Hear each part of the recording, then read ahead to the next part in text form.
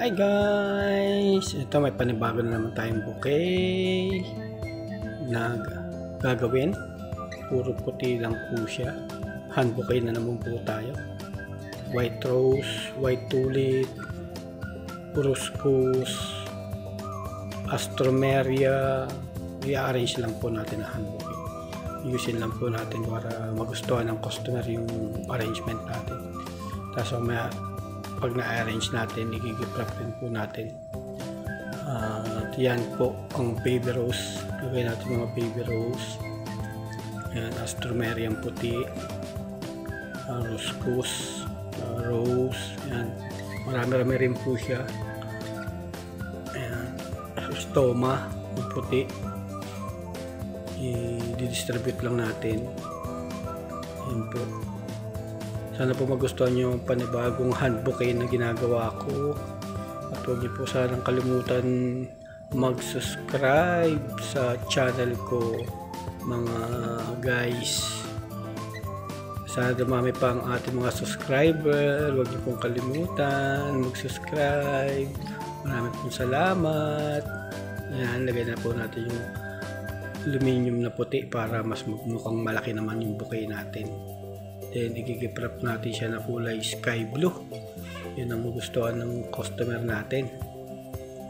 Yan. Yung roscus. Yan. Sobra yata yung roscus ko. Bukasan natin. Tago na natin.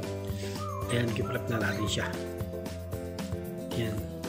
I-ready na natin yung gift-wrapping. Ayan na ang sky blue.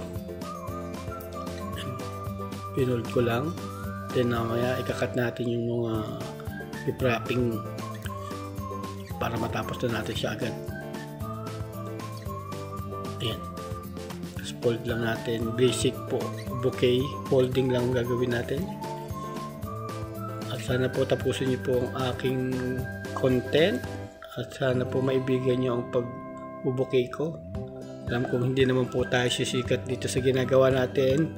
I-enjoy lang po natin kung anong pwede nating i-share sa ibang tao na karoon sila ng idea or knowledge para mag-arrange ng bouquet. Kasi naman gustong mag-florist, yan, meron po kayong mga matututunan at mas marami pa rin pong magagaling at magagaling gumawa, magagandang gumawa. At sa akin naman po ay ini-enjoy ko lang ang aking trabaho, nililibang ko rin yung sarili ko at matagal na rin po tayong malayo sa pamilya. Kaya sa ganitong paraan, nalilibang tayo. Sana po maibigay niyo po ang hand bouquet na gagawin natin. Pinofold ko lang po siya ng pinofold.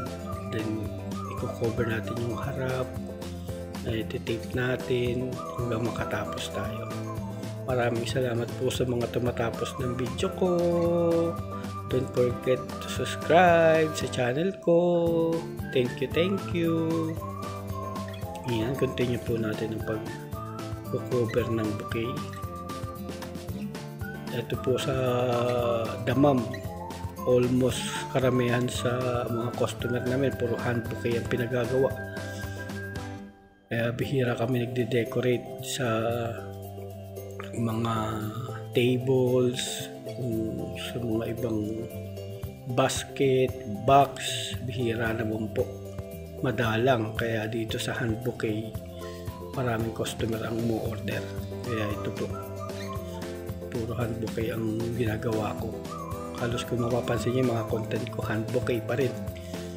Sana po marami po kayong idea na natututunan sa mga content ko.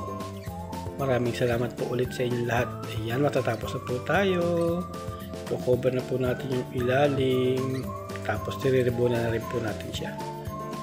Ngayon. At nandiyan na rin yung customer sa harap. Naghihintay na. Minamadali na ako. Kaya tatapusin na natin itong bouquet natin. Ikat na natin yung mga habang stem. Ikat lang natin. Then kumuha natin tayo ng mga ribbon. Ayan, kinuha ulit ribbon. Kadami. Ayan, kupitin natin. Ayan, balik natin. Sobra. Ayan. Buhol na natin yan sa harap. Ilak na natin. Then gawa na tayo ng bow. Then cut ulit. Then sprayan natin siya ng parang salamat po ulit. Tapos na po ang ating